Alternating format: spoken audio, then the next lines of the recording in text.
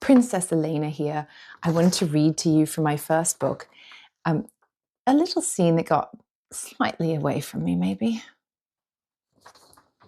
Elena glanced at him, an amused grin on her features that slid away quickly. Nate wondered if she didn't realize his father was only joking.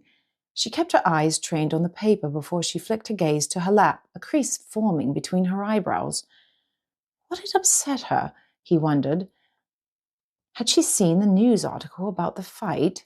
Perhaps the paper had reminded her. Nate swallowed hard, and his stomach twisted. He'd have to explain to her later that they didn't normally behave so badly.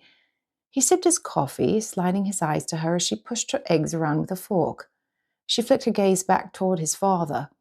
"Was that your reading, Mr. Kingsley?" Charles perused the page before he flipped to the next, just the daily news. "There's an interesting piece here about—" His sentence remained unfinished before Elena sprang up from her seat and approached. "Let me see, I love interesting news."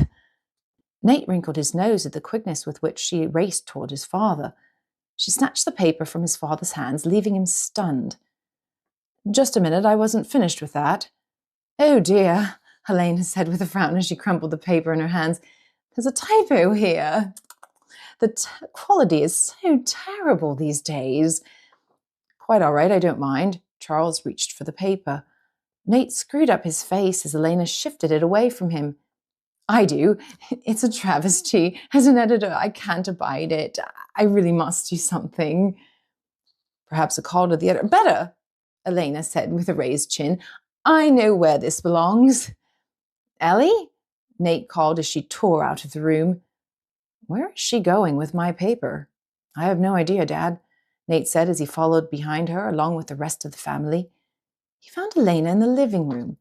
She held the fireplace lighted to the paper before she chucked it inside and dusted her hands. "There we are, all taken care of. It's burnt just as it should be." Charles stared at the burning newspaper. "Did you just burn my paper?" Elena stared at him, wide-eyed, before her features turned penitent. "It appears I did, sir. My apologies, though. I do tend to get a bit overzealous about these types of things. I'm so sorry, but you shouldn't be subject to that sort of carelessness." "Honey," Nate said as he approached her, "are you feeling okay?"